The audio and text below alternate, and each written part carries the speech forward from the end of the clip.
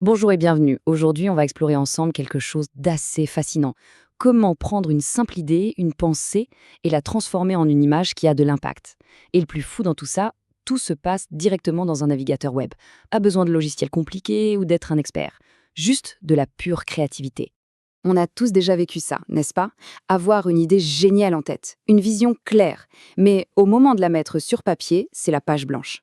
C'est une frustration assez commune, mais la bonne nouvelle, c'est que cette époque est peut-être bien révolue. Oui, cette barrière entre l'idée et la création visuelle est en train de disparaître. Grâce à l'intelligence artificielle, la création d'images est maintenant accessible à tout le monde. La seule vraie limite, au fond, c'est notre propre imagination. Alors voilà notre programme. On va d'abord voir pourquoi c'est devenu si accessible. Ensuite, on fera un petit tour des meilleurs outils gratuits disponibles. On va décortiquer l'art d'écrire un bon prompt. On créera une image ensemble, pas à pas. Et pour finir, bien sûr, ce sera à vous de jouer. C'est parti pour la première section. Commençons par le commencement. Pourquoi est-ce que cette technologie change vraiment la donne pour la créativité de chacun? Ce qui est vraiment libérateur, c'est de penser à tout ce dont on n'a plus besoin. Fini les logiciels hors de prix, les ordinateurs de compétition, les abonnements coûteux ou des années de formation technique. Tout ça, on peut l'oublier. Et à la place, de quoi a-t-on réellement besoin? Eh bien, la liste est presque déconcertante de simplicité. Une connexion Internet, un navigateur web et l'élément le plus important, une idée, formulée le plus clairement possible. C'est tout. Ok, passons à la pratique. Le web regorge d'outils et beaucoup sont gratuits. La vraie question n'est donc pas de trouver un outil, mais de choisir le bon, celui qui sera le plus adapté à notre objectif. Il n'y a pas de meilleur outil dans l'absolu, juste le bon outil pour le bon projet. Pour faire ces tout premiers pas, Bing Image Creator est vraiment idéal. Pour des visuels rapides à intégrer dans une présentation, Canva est roi. Si on cherche un peu plus de contrôle sur le style, Leonardo AI est excellent, même en version gratuite. Et pour s'amuser, expérimenter sans se prendre la tête, Gemini est super. Le mieux, c'est d'en essayer plusieurs. On arrive maintenant au cœur du sujet. La compétence la plus importante à développer, c'est vraiment la clé qui ouvre toutes les portes de la créativité de l'IA, l'art d'écrire un bon prompt. Alors, un prompt, qu'est-ce que c'est? C'est tout simple, c'est l'instruction en texte qu'on donne à l'IA. C'est en quelque sorte le brief, la traduction de notre idée avec des mots pour que la machine puisse la comprendre et la visualiser. Un bon prompt, c'est un peu comme une recette de cuisine.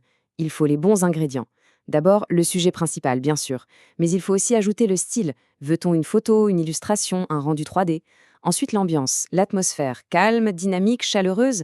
Et enfin, les couleurs. Plus la recette est précise, plus le résultat sera à notre goût. Et voilà toute la différence. Demander un paysage, c'est trop vague. L'IA va proposer quelque chose, mais sans doute pas ce qu'on a en tête.